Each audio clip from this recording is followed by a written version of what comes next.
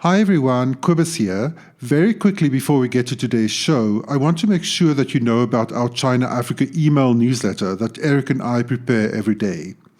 This newsletter is the most comprehensive digest of everything that's going on in the fast-moving China-Africa space, from events in Guangzhou to what's going on with debt relief and of course how COVID-19 is transforming China's relationship with Africa. To find out more, head over to chinaafricaproject.com/subscribe. Try it out free for 2 weeks, see if you like it, and if you're a student or a teacher, it's half price. Once again, that's chinaafricaproject.com/subscribe. The China and Africa podcast is brought to you in partnership with the Africa-China Reporting Project at Wits University in Johannesburg. The ACRP promotes balanced, considered reporting on Africa-China relations through innovative training programs held throughout the year. More information at africachinareporting.co.za.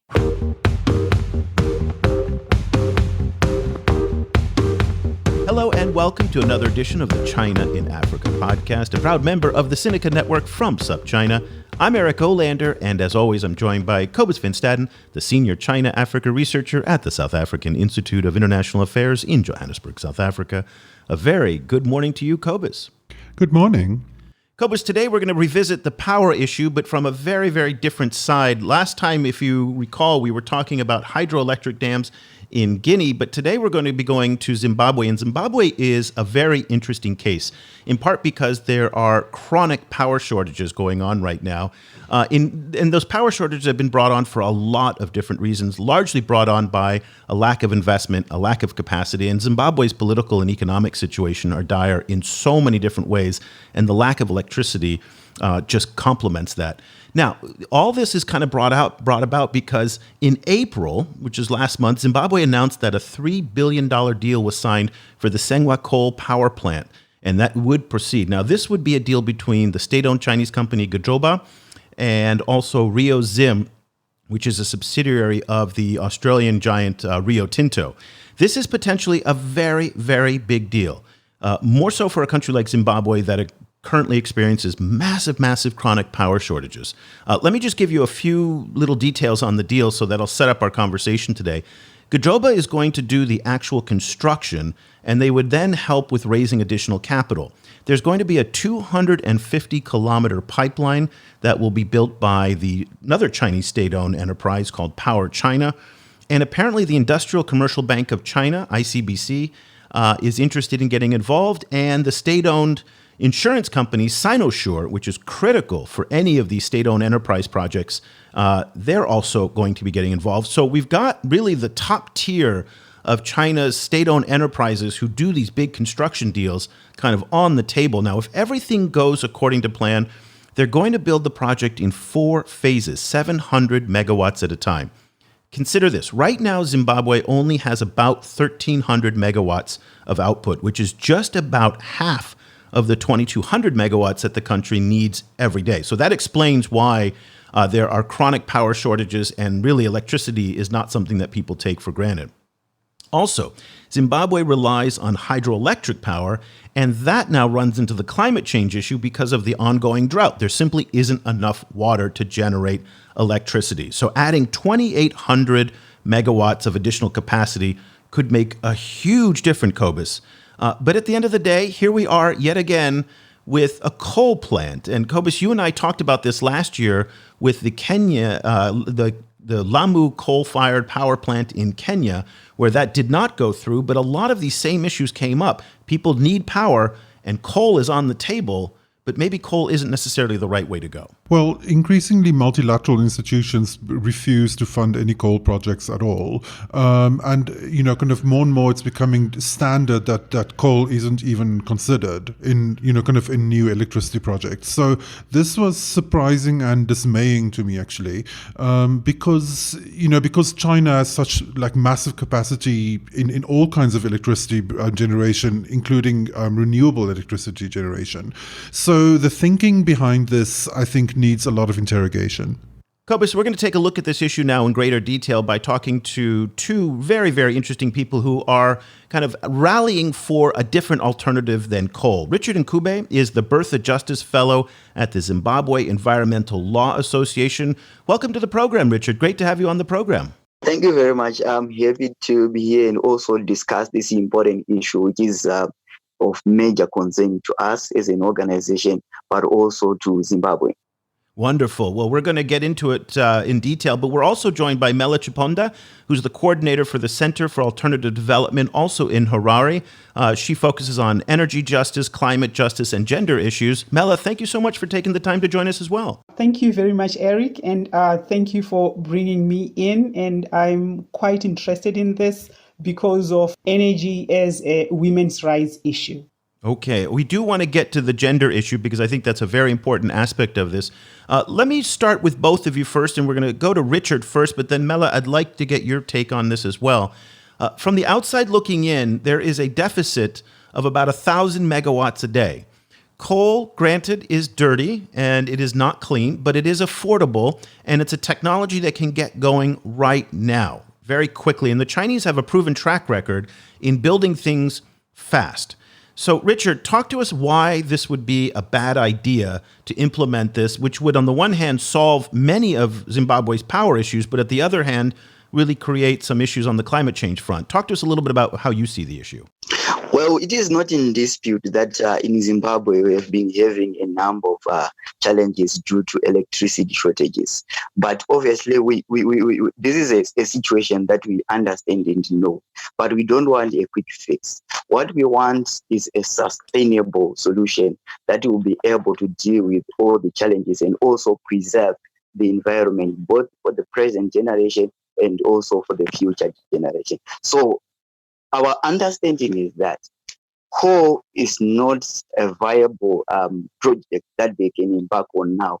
Why? Because we need a sustainable solution that will protect our environment, that will also avoid future climate change impact and also impact on the social economic life of the Zimbabwean as well as the Sengwa people. Mela, what do you think the Zimbabwean government's thinking was on this? Why make this choice, considering that several other African governments are building a lot of solar installations, also frequently with Chinese help and funding? You know, the decision for this coal-powered fired power plant is very worrisome to me because the Sengwa is not going to be the first one. We have the Wange, which is more than 100 years old. And we also have Munyati thermal power station, which is producing nothing at the moment. And we also have the Blawayo, which is producing nothing. And the Harare, which is working at extremely low capacity. And I'm saying that we have not been able to sustain the existing coal-fired power plants. They have not been able to sustain themselves because the government is saying that the equipment there is obsolete and also that there are some technical issues. And as we, as the whole world, we are moving away from coal. I'm trying to understand the logic because for someone like me, it doesn't make sense that we have obsolete equipment, obsolete plants, thermal plants, which are not working, and then we want to invest in a new one.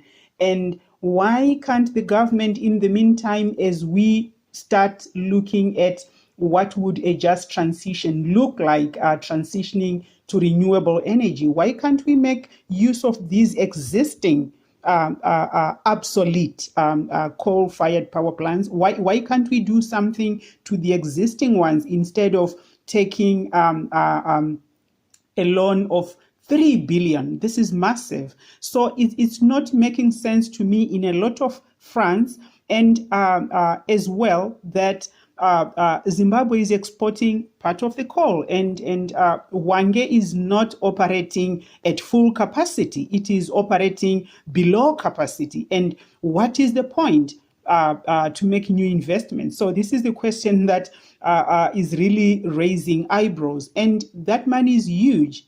It is huge. Well, you're on the ground. You're in Harare. Why do you think that the government is investing massive new money into new power plants when the existing power plants like Hwange are broken down, don't have spare parts, are not running properly. Why not just fix those rather than spend all this new money on a new one? I think it's a lot of issues, and I cannot rule out the issue of elite corruption there, because we have 4 thermal power plants in the country, and it does not make any sense for us to invest in new ones. And also just the fact of capital accumulation. There is that Rio Zim sees an opportunity for it to make lots and lots of money out of that, and then they are just grabbing without the Zimbabwe Power Company making any decisions, which are strategic to the industry.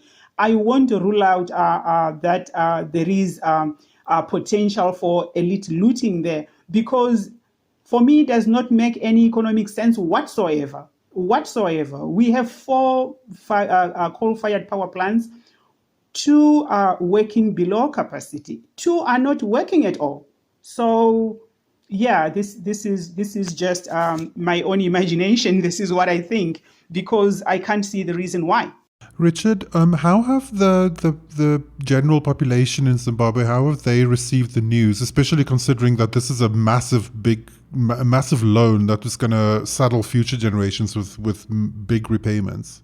Okay, I think the starting point is to note that this project has been in the pipeline for quite some time. And basically, there isn't information out there with regards to this project. So it might be very difficult to basically gauge the public's perception with regards to this project. But what I can tell you is that public interest organizations like Zimbabwe Environmental Law Association, the organization that I work for, and other like-minded organizations have actually been trying to look at it from a number of fronts. One, the socio-economic impacts, the climate change impacts, and the financial implications on the population and citizens. So what we are trying to say is that when you look at this proposed project and all these effects, that does it make sense to proceed with the project, or it makes sense to invest in renewable energy? So we need to look at it in such a way that we don't impose unnecessary burden on the citizens in future. So, Richard, let me just very quickly follow up on that. Do you think the objection to this plant is more towards the Chinese, or is it more towards your own government? The obligation is on the government, because the government obviously has obligations towards its citizens. And one of the obligations of the state towards its citizens, which is the government of Zimbabwe, is to ensure that it protects the citizens from obviously the climate change effects, and also protect its future generation. So the frustration is really on the government. We want the government of Zimbabwe to take the best decision that will be in the interest of the public, that will also benefit the great number of the Zimbabweans. So we are really interested in seeing the government's decision centered on people's interest as opposed to anything else, and centered on protecting the environment as opposed to anything else, and centered on protecting the life of the future generation. Because in any event, if we have challenges of electricity, why not invest in solar, for instance? Mela, can you talk to us a little bit about the coal specifically? Like, where does this coal come from? And is it supporting kind of which coal mines are supposed to be favored in this deal? The challenge which I really have with the coal, Zimbabwe, of course, I understand we have quite a lot of coal deposits, but we also have a lot of untapped solar. So my huge problem with coal is that it affects people who are poor, because a lot of these coal extraction, these coal-fired power plants, they are set up in rural areas. And if we look at Sengwa, where Sengwa is situated, It is a place which is very far away. The community of Sengwa is geographically marginalized. They live in an area which is prone to climate-induced disasters like droughts. And the current predictions, they show that they may face floods in the next coming season. And for the government to invest in a project, in a coal-fired power plant at a time when we do not have water. I mean, our harvest in Zimbabwe, our grain harvest in Zimbabwe during the 2018-2019 farming seasons, we only managed to scratch half of what we need in this country. And now coal is a huge consumer of water. It consumes water, quite a lot of it. And this is why there is the plan to build, to construct that water pipeline. But we are saying that water is also supposed to be consumed by the people. Water should be for the people. And the people in Gokwe North, there is only one river, the Sengwa River. And my challenge with all this is that the household burden on the women, on the women of Sengwa, it is going to be increased. And also the care burden, because coal is a public health issue. Coal is a public health issue in terms of lung diseases, and in the end, in terms of also acid rain, for example. And this is going to affect the women in Sengwa who are largely peasant farmers. So the issue of investing in coal is a justice issue. It's a women's rights issue. And whether we have a billion tons of coal deposits in Zimbabwe, do we need coal when actually we are only harnessing just 1% of the solar potential in this country? And let me just say, the access to electricity in rural areas, it is standing at 20%, which I would say is quite a lot because it includes the commercial farmers and the mines which are in rural jurisdictions. 98% of the women in Zimbabwe's rural areas, including those who are hosting these coal-fired power plants, they live in extreme energy poverty using biomass and firewood for cooking. So I do not understand why they should host coal-fired power plants. And I think it is time that Zimbabwe just harnesses its solar potential, because we do have a lot of solar. And just a little bit adding on to what Richard is saying, that the government has an obligation to protect its citizens. The government has an obligation to protect the future generation from the impacts, from the devastating impacts of coal. And the government has an obligation to be good custodians of our resources. So I think the government should just abandon this Sengwa coal and transition to renewable energy. So, Richard, Mela has laid out the case of all the negative impact of this, and there are many, from the gender impact to the environmental impact to the rural communities. And I think it's well established that coal does create those types of problems. But the money's on the table right now. Everything is lined up. Power China's lined up. Sinosure is lined up. Everything's good to go. You have the opportunity right now to actually close the energy deficit. It may not be ideal, and I'm playing devil's advocate here, so I'm not trying to persuade anybody, but I want to understand something, is that perfect is sometimes the enemy of good. And right now, Zimbabwe faces a power deficit of about 1,200 megawatts per day. This would close that. Is there an argument to be made that says, okay, we've got everything lined up here, because if this goes away, you may not get it back again? There is a sense that the Chinese they don't have the appetite to do these big infrastructure deals anymore. So you tell the Chinese to go away on Sengwa, you're not necessarily going to get them back to do a big power deal in solar or whatnot.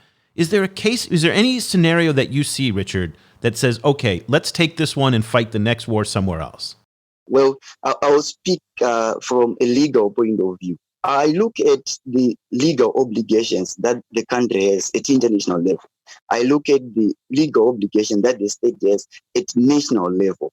And those obligations, when we look at this project, we should be able to say, is the country not regressing? Because just to take the money because the money is there at the expense of the public, I don't think it's a good idea. We don't have to continue making mistakes because we want to fix one challenge. It's like you want to fix this challenge today that you see today so that you create other challenges in the future. That's not the way to go about. I think the government should be fair to say, if this project is going to cause all these consequences to our citizens, we are better off finding other solutions to the electricity challenges gradually, exploring all the opportunities that are there in terms of renewable energy, trying to attract other investors, or even negotiate with the same China to invest the same $3 billion into renewable energy. Why is it difficult? Because they should lay out the case to say, look, these are the challenges that can be posed. For instance, we might have a situation where the communities can be relocated in order to pave way to this project. So we don't want that. And what we are saying is that the government also has an opportunity to make the right decision. And once they make the right decision, the better for everyone. There is some precedence for this. So in May of this year, Zambia's national power company, Zesco, signed more than $500 million in contracts with Power China, the same Power China, by the way, that's building the pipeline that's going to bring the water that Mela talked about to Sengwa. And they are going to be building 600 megawatts of electricity that will serve a million customers in Zambia.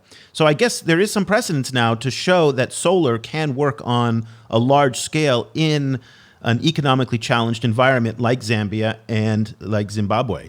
No, actually, yeah, picking up on that, Mela, I wanted to ask you, how is civil society in Zimbabwe going to take this forward? Like we saw before in Kenya that there was actually a court case that stopped a similar project that was planned for Lamu, which is a UNESCO World Heritage Site.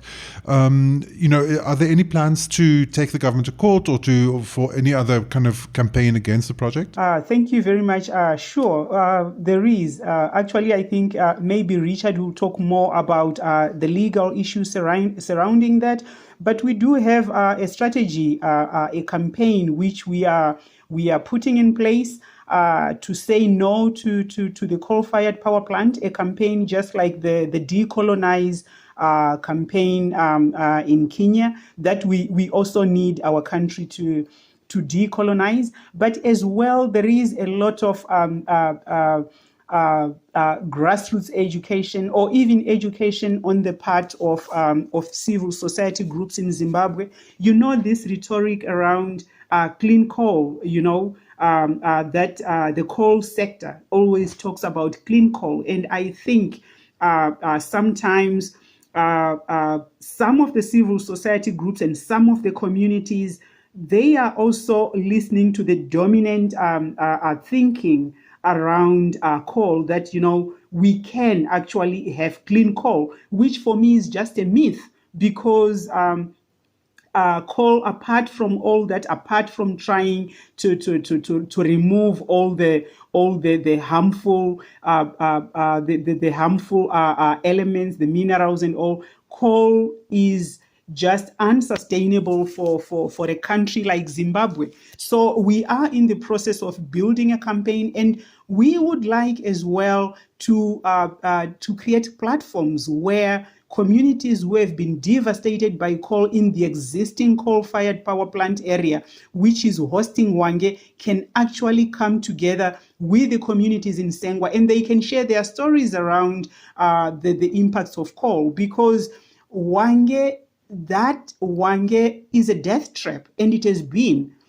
We do have widows of workers that died in 1973, I think 1972, 1973, who are still waiting for compensation up to now for the deaths of their husbands. And we are not even talking about people who are dying of lung cancer and all that. So I think what needs to be done is create spaces for the people of Zimbabwe to be sharing that. I know that what the dominant thinking right now is, you know what, we are facing an energy crisis, the country is not developing. But my question is always, development, whose development and at what cost?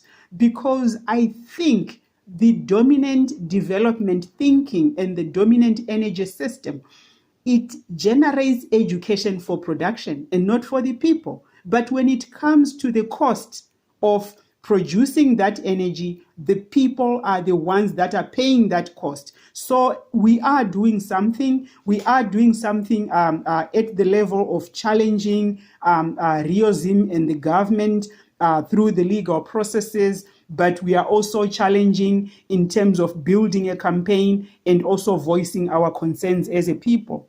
So, what was very effective about what Decolonize did in Kenya for the Lamu plant was they tied the Lamu plant to China. And there was very much a connection between ICBC, the Industrial Commercial Bank of China, the same ICBC that's also going to potentially get involved with the plant in Zimbabwe. Do you have any plans to follow the example that Decolonize did in Lamu by connecting the Chinese to this power plant as well in the campaign to oppose it? Definitely. And I know that China in Zimbabwe is very engaging because we have engaged the Chinese embassy before some years back on the diamond mining in Marange, and they are engaging. And I also think that that is also a focus of the campaign because China has a lot of renewable energy technologies. China is the biggest producer of solar PV, and as well, China, whilst China is the biggest consumer of coal, China is also moving towards renewables. Like comparing 2007 and 2018, their energy mix, they once had 80% of their energy coming from coal, and now is 64%. And I think the trend, even though I know that they could do better, the trend is they are moving away. And why should Zimbabwe increase coal into their energy mix when the whole world, we are not saying that China is the best in terms of, but we are saying that it is moving away. The trend is showing that it is moving away, and we should do the same because the whole world is also moving away. And as the world is moving away from coal, we even risk investing in assets which are going to be obsolete very soon, because I'm just wondering if right now the equipment in Wange, the equipment in the other thermal power stations cannot be serviced because the technologies no longer exist. What about some 20 years or even maybe 10 years from now? Who is going to be responsible for that? I think we are investing in obsolete technologies as a country, and that is a huge issue. And I think China as well, we are going to engage them in terms of giving them the option, talking to them, engaging them about why can't they fund renewables in Zimbabwe. Can you put it in, Richard? Can you put the situation in the context of politics in Zimbabwe? How much is riding on this project for the Mnangagwa government? The government of the day obviously can use this project because remember, this project is a massive project and it has a potential of creating employment. In Zimbabwe currently is a high unemployment level. So obviously the government will ride on the fact that once they get this thing through, it will create a lot of employment and a lot of Zimbabweans will be employed. And that can also help them in terms of getting support and also people supporting whatever they do. But then what is really important is to not to look at this at quick gains, but also focus on other things that might not be significant to either Zimbabweans or even the government now, but that will obviously have huge implications in the future. So obviously I would say the government can use this project to create employment and also to point out that they are inviting a lot of investors. Remember, the government of the day is saying Zimbabwe is open for business. That's the mantra that they are operating with. And with that mantra, obviously, there is no doubt that this is going to be one of their huge wins, given the fact that it's a 3 billion project. But for us, we are not looking at it that way. We are looking at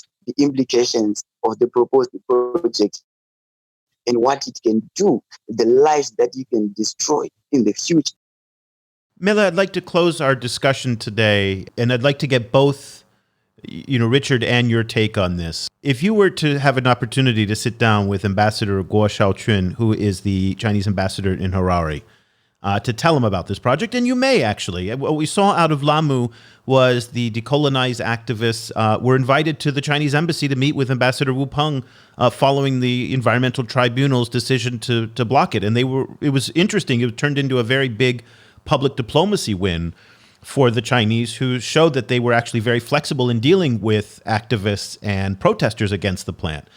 Interestingly enough, it was U.S. Ambassador Kyle McCarter who then tweeted the following week how that was a bad decision by Kenya and that coal is great because the Trump administration is a big supporter of coal. So interesting roles that we have here. But let's say that you have an opportunity to sit down with Ambassador Ambassador Guo, what would you say to the ambassador about China's role in this project?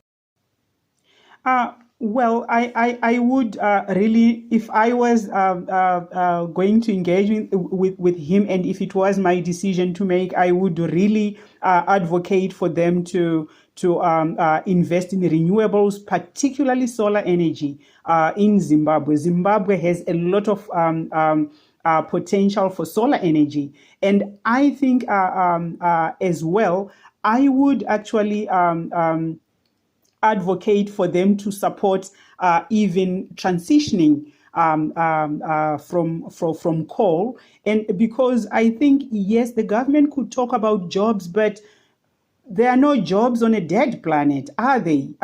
Like Zimbabwe's history just recently, we lost several hundreds of people to a climate-induced disaster like Cyclone Idai. Surely, if we are going to invest in projects which destroy the resilience of the communities, it means that we are actually investing in death. So I think Chinese finance should be invested in responsible projects, in projects which are environmentally sustainable, socially sustainable, and even economically. I mean, the economic sustainability. Coal is no longer economically sustainable for the country. So I think it would be ideal and it would be good for China to support the government efforts, because right now the Zimbabwe Power Company, it is rolling out a 500 million solar project in all the provinces in the country. And I think that there creates an opportunity for responsible investments, because I think the solar energy, the kind of energy system which I'm visualizing, which we are visualizing as a Center for Alternative Development, are decentralized energy systems, localized energy systems, which are solar driven, which are renewable energy, and even not the mega hydros, but even invest in other smaller hydros where the communities can have a say, the people can have a say,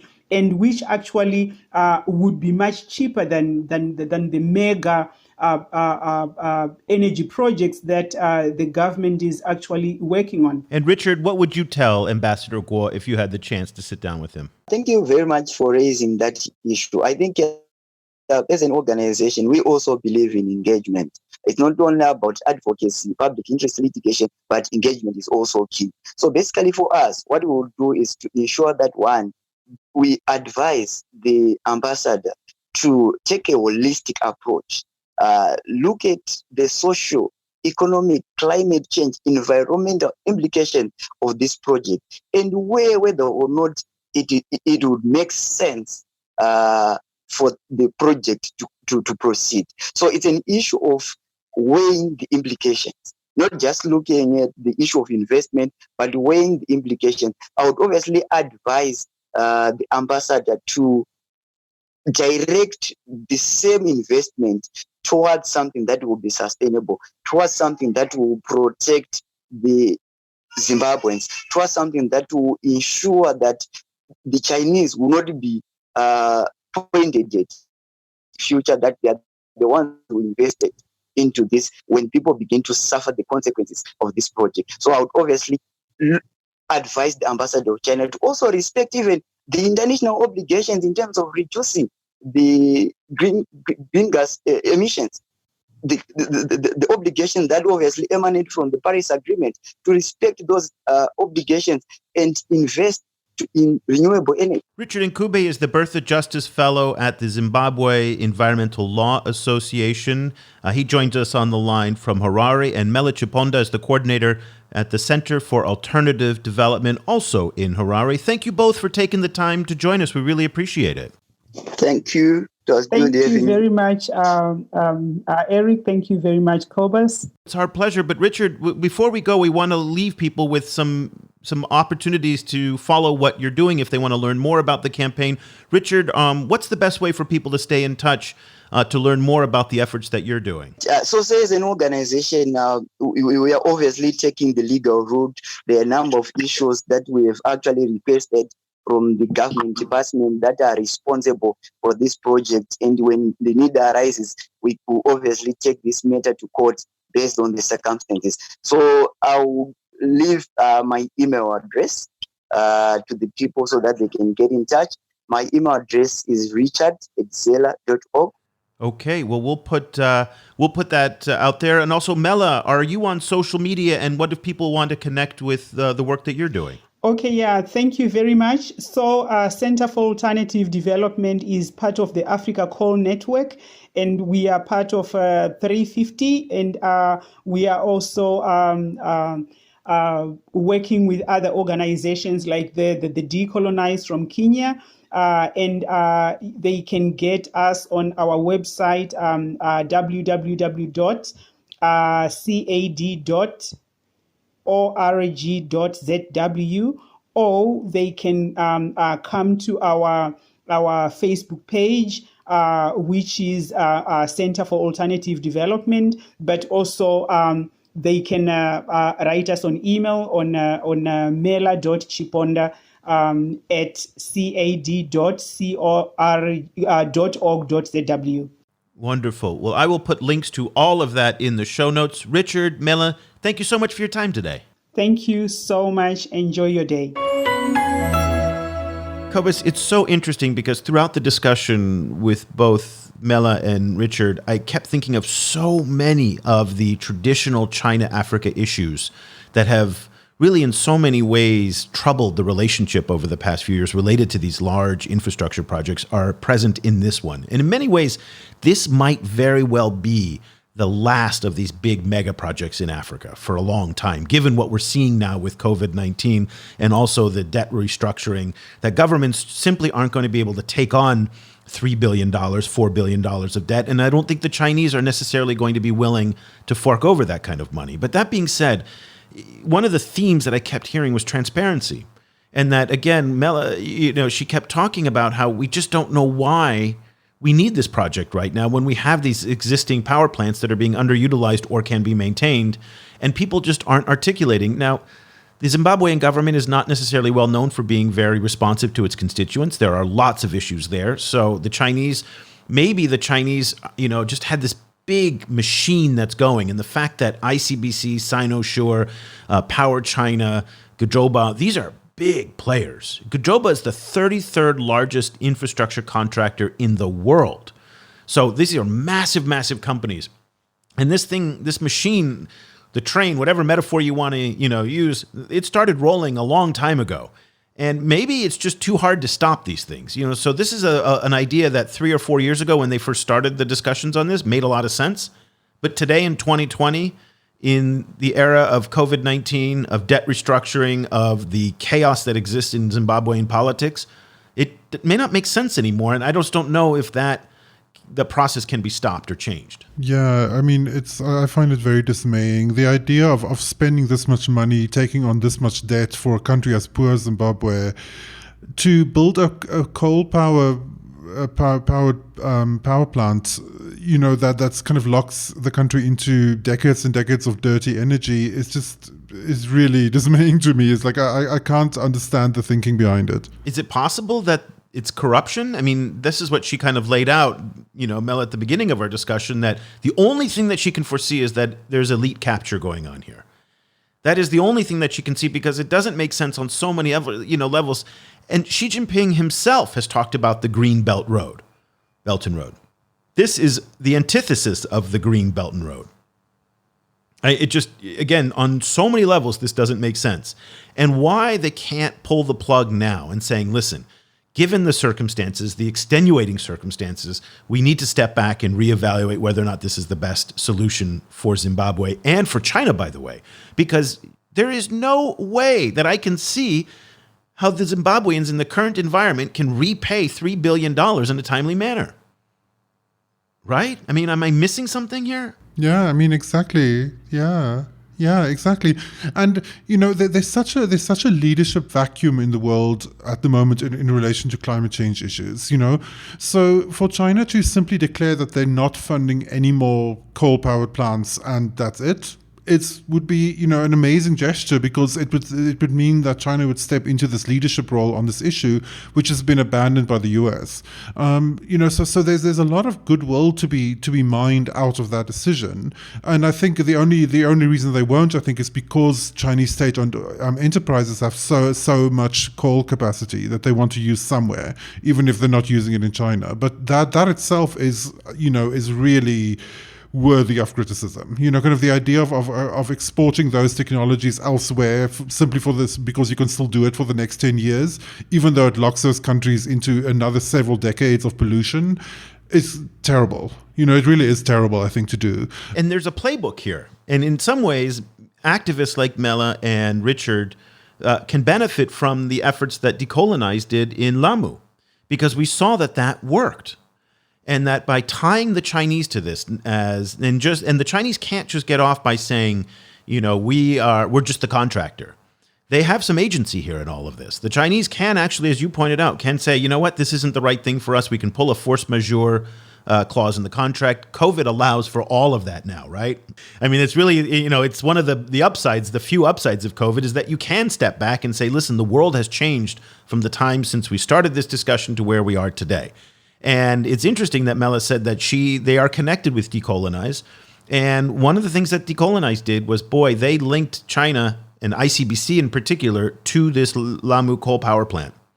Even though it was the Kenyan government that was driving it, and of the $2 billion for the Lamu coal power plant, ICBC was only involved in $1.2 billion of that. So not even the entirety of the project. But there are some pressure points. And I'm wondering, Cobus, if now is not a bad time for activists to be pressuring the Chinese government, given the sensitivities of all the other things that are going on, particularly in the civil society relationship in the China-Africa engagement scenario. Do you think that there's an opportunity now to put pressure on Ambassador Guo and the embassy in Harare to say, this is not what we want, and they might be more responsive because of all of the uprisings that we've seen on social media and in civil society? Or are there calluses now on their skin and they've got the battle guards up and they're not listening to any of this? What do you think the opportunities are for activists to break through to the Chinese on this? I think this is a long-term thing, and activists are just going to have to keep the heat on no matter what's going on. I actually don't think it's actually particularly kind of fruitful time to raise it, particularly right now, simply because China is already in a defensive crouch. We've seen really all shields are up, in relation to the outside world, and this includes, the US and a lot of other places, including in Africa, because of all the pressure that China is facing in Nigeria and other places. So I don't think it's a particularly a time where Chinese diplomats are going to be open to having conversations about these things, but these are long-term projects, and I think the only thing to do is to just keep the heat on. So what do you think? We'd love to hear from you. These are contentious issues. One of the things we're trying to do on the podcast is to bring some of the issues that are not related to debt and to COVID-19. Of course, we're still going to cover them on the show, but to try to bring some of these sustainability issues, we bring agricultural topics, things that are on the periphery right now, given all that's going on. We'd love to hear from you. You can email us directly, eric@chinaafricaproject.com or cobus@chinaafricaproject.com. Of course, you can find out more on our website at chinaafricaproject.com. And there you can sign up for our daily email newsletter where we go into the minutia every single day of what's going on in the news in the China-Africa relationship, and power and energy and sustainability issues are one of the key themes that we address, also related to human rights and whatnot. So, for example, today we talked about the Zesco and Power China deal for $500 million of solar. So if you want to follow the China-Africa relationship in that day-to-day, all the minutia that you can't get in other media, we would love for you to subscribe to our newsletter. It's half off for students and teachers. So go check it out, chinaafricaproject.com/subscribe. So that'll do it for this edition of the show. For Cobus Van Staden, I'm Eric Olander. Thank you so much for listening. The discussion continues online. Head over to facebook.com/ChinaAfricaProject to share your thoughts on today's show. The guys are also on Twitter, where you can find Cobus @Stadinsky or Eric @EOlander. And be sure to sign up for the weekly China and Africa email newsletter by going to www.chinaafricaproject.com.